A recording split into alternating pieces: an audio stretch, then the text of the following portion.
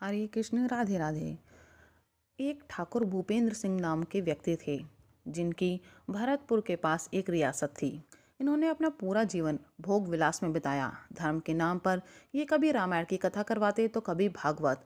बस इसी को ये धर्म समझते थे। झूठी शान और शौकत का दिखावा करते थे। झूठी शान और शौकत का दिखावा करने वाले ठाकुर भूपेंद्र सिंह की पत्नी भगवान पर काफ़ी विश्वास रखती थी।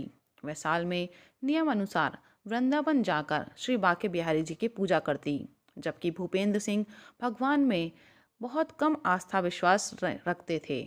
उल्टा वे अपनी बीबी को भी इस बात का ताना मारते थे, लेकिन उनकी पत्नी ने कभी भी इस बात का बुरा नहीं माना। एक दिन भूपेंद्र सिंह शिकार से लौटकर अपने महल को फूलों से सजा हुआ पाते हैं। घर में विशेष प्रसाद बनाया गया था, लेकिन ये आते ही उखड़ गए और नौकरों पर चिल्लाने लगी।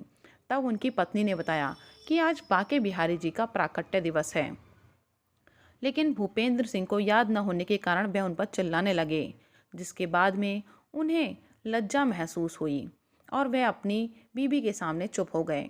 धीरे धीरे ठाकुर भूपेंद्र सिंह की रुचि भोग विलास में बढ़ने लगी और वे अपनी पत्नी से दूर होने चले गए। ऐसे में उनकी पत्नी बिहारी जी के और करीब चली गईं और एक दिन उन्होंने ठान लिया कि अब वो वृंदावन में ही रहेंगी। ठाकुर जी की पत्नी ने बांके बिहारी जी की पोशाक तैयार करवाई, जिस बारे में ठाकुर को पता चल गया और वे उसे गायब करवाना चाहते थे। उन्होंने पोशाक गायब करवा दी, जिसके बारे में उनकी पत्नी को नहीं पता चला और वृंदावन पहुंचकर वो उस पोशाक के आने का इंतज़ार करने लगी। ठाकुर ने सोचा कि वहां जाकर अपनी पत्नी के चेहरे पर ये रंग देखूंगा जब उन्हें पता चलेगा कि पोशाक तो गायब हो गई है।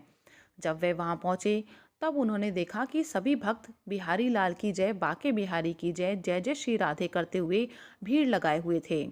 जैसे ही अपनी पत्नी को ढूंढते हुए मंदिर में पहुंचे, वे देखते हैं कि पत्नी उन्हें देखकर खुश हो रही हैं और कहती हैं कि भगवान ने मेरी सुन ली, तुम आज यहाँ आए हो। वह ठाकुर जी का हाथ थाम कर बिहारी जी के सामने ले गईं। लेकिन ये क्या, बिहारी जी ने वही पोशाक पहन रखी थी।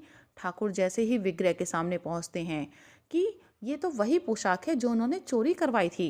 इसे देखकर ठाकुर हैरान परेशान रह गए और उनकी नज़रें खुद शर्म से झुक गईं।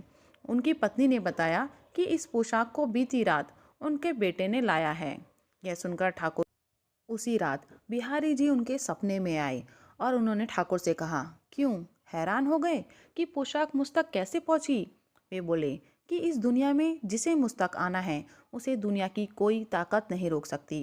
पोशाक तो क्या, तू खुद देख, तू भी वृंदावन आ गया। यह सुनकर ठाकुर की नींद खुल गई और उनका दिमाग सुन्न पड़ गया और बाद में वो भी बिहारी जी के भक्त बन गए।